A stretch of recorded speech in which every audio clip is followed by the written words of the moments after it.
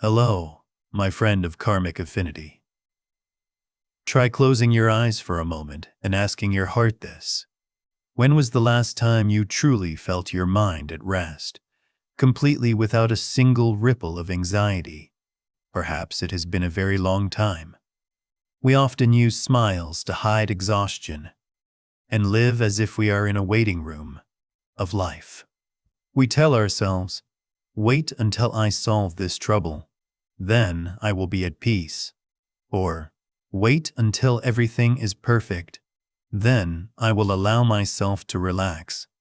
But my dear friend, that perfect moment will never come if you keep waiting. In the wisdom of Buddhism, peace is not a destination in the future tense. Peace appears the very moment you stop racing.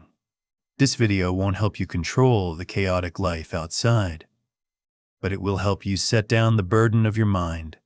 If you are too tired of living within your own noisy thoughts, then the following 7 reminders may be exactly where you begin your journey back. Lesson 1. The present is the only safe refuge. We begin with the first lesson, the fundamental key to opening the door of freedom. The present is the only safe refuge. Try to observe closely. What is anxiety, actually? Anxiety is your mind abandoning its current home to travel to a future that does not yet exist.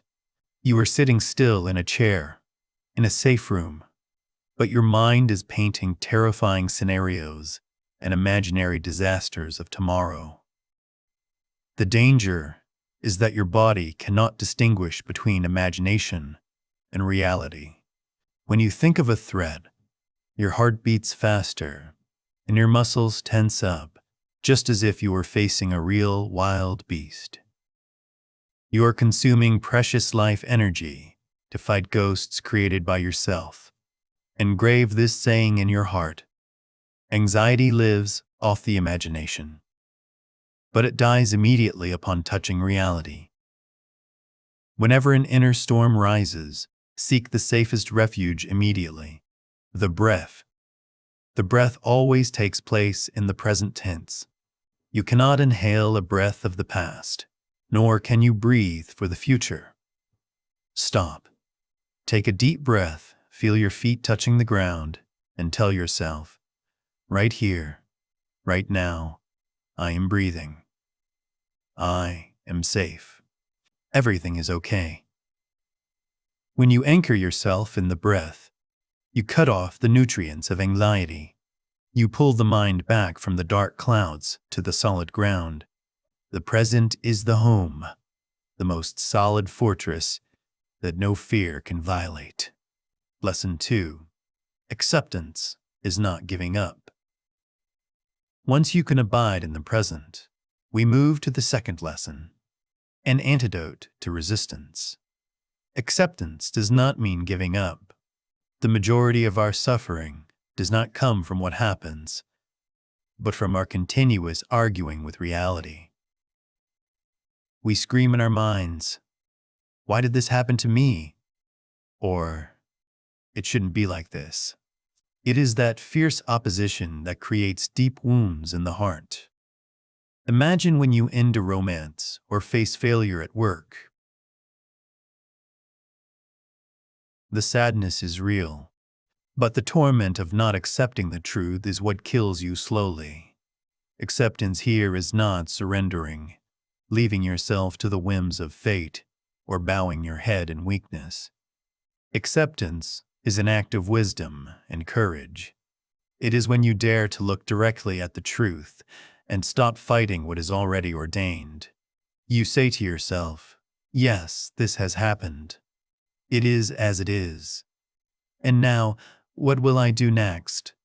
When you stop arguing with life, you save a massive amount of energy.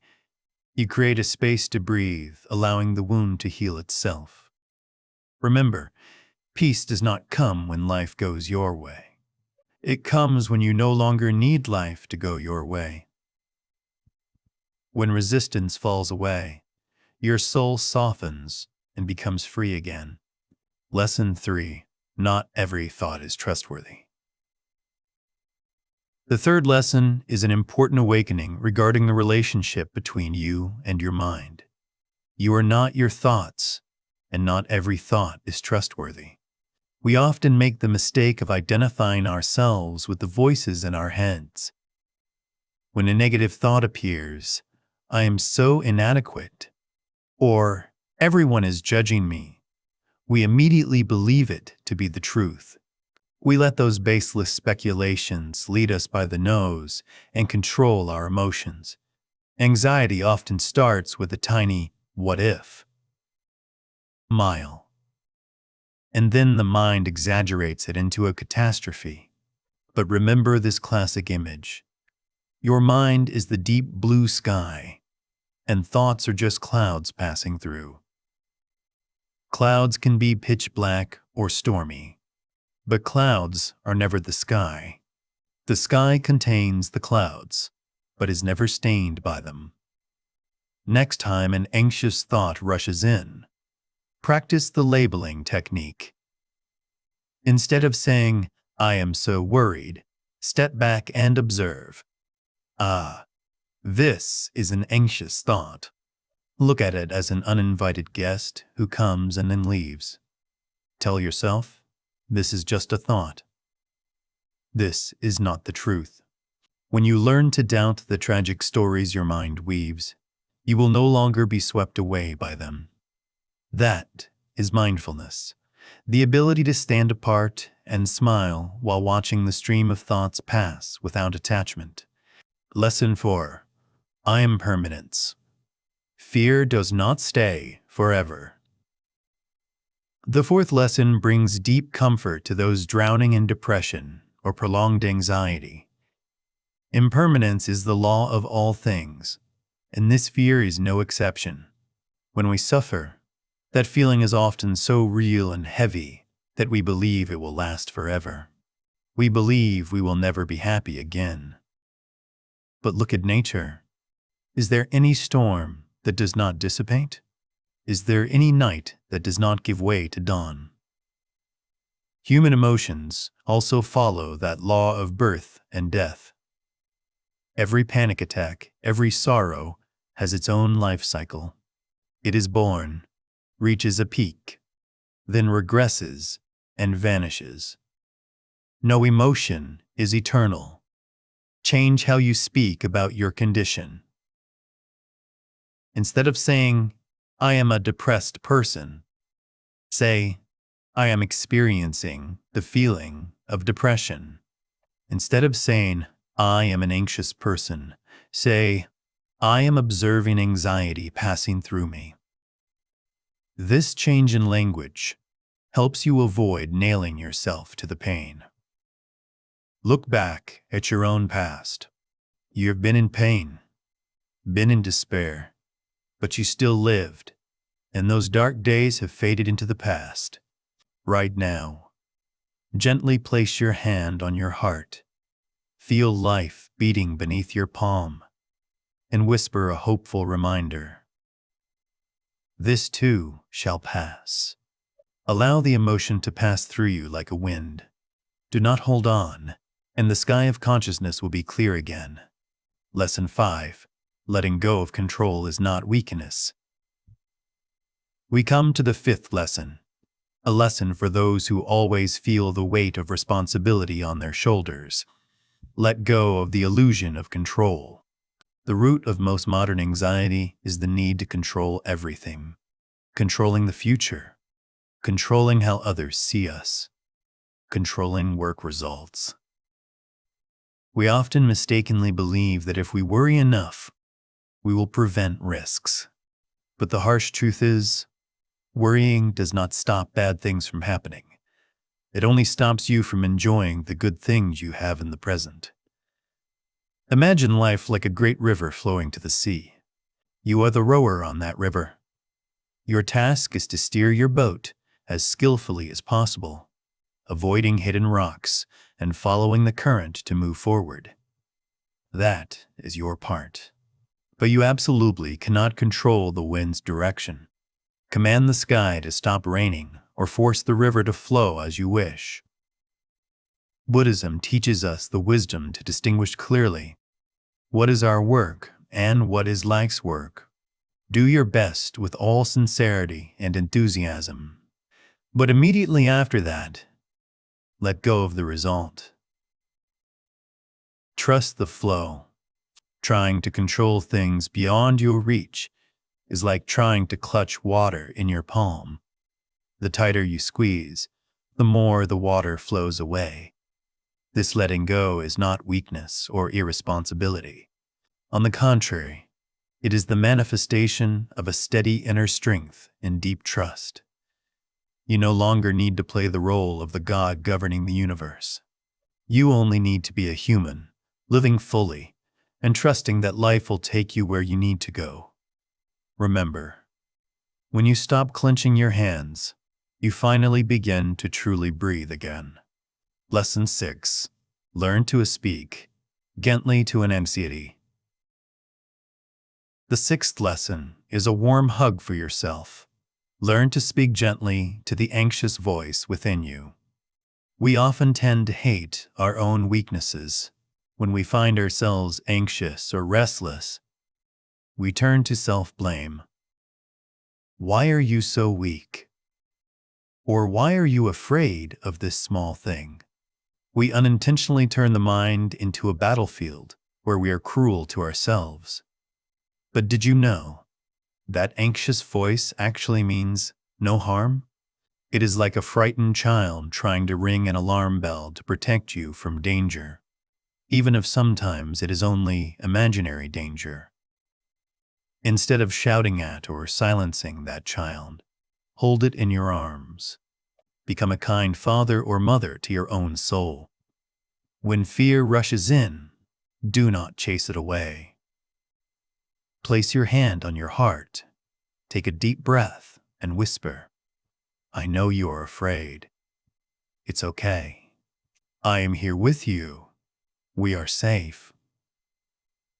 Deepest healing does not come from fighting or eliminating emotions, but from compassion toward your own flaws. When you accept the fear, it will automatically soften and dissolve. Create a safe space right inside you, where every emotion, even the most negative, is allowed to be present, heard, and soothed. That is how you find peace from the roots. Lesson 7. Joy is not a reward for perfection.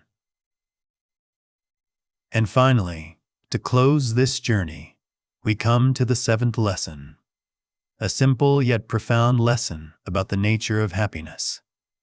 Joy is not a reward. Joy is a practice. Many of us make a common mistake, which is delaying joy.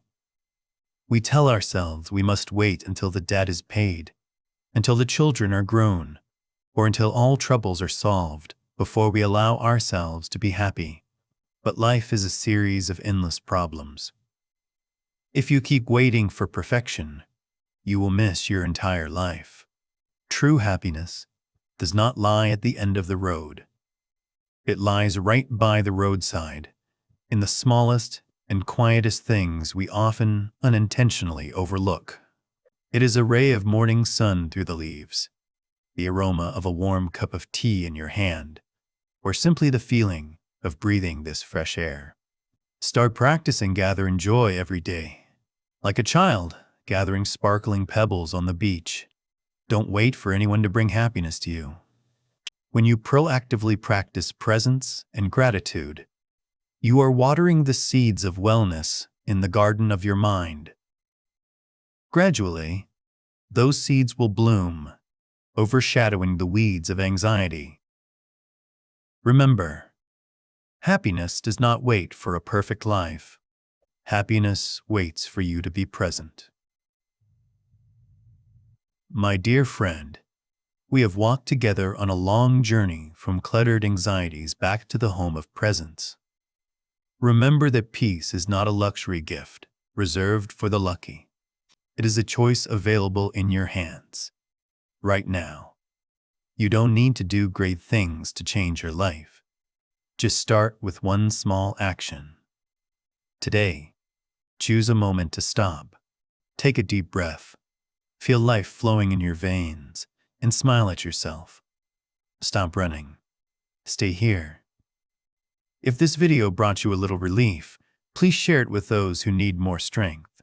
Click the subscribe button so we can continue to accompany each other on the path of awakening. May you always find steadiness amidst fluctuations. When you stop running away from this moment, you begin to live. Goodbye and see you again.